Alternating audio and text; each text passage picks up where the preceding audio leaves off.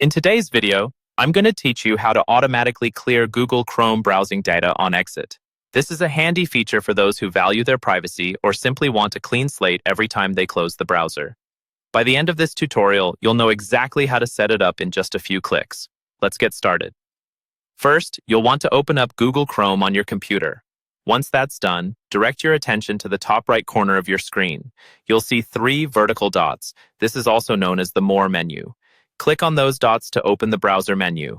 Now, from the menu that appears, look for the option labeled Settings and go ahead and click on it.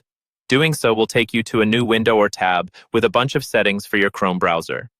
These settings control everything from your home page to your default search engine and more. Once you're in the Settings menu, direct your attention to the left sidebar. You'll see a list of categories, and here you want to click on Privacy and Security. This is where you can find options to manage your browsing data and security settings. After you've clicked on Privacy and Security, a new series of options will appear on the right side of your screen. Among these options, look for Site Settings and give it a click. Within this area, you'll see a section called On-Device Site Data.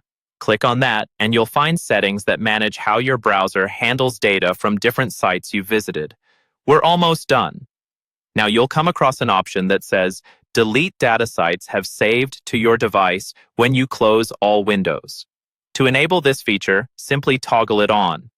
This ensures that all the data websites stored on your computer, like cookies and other site data, are erased every time you exit Chrome completely.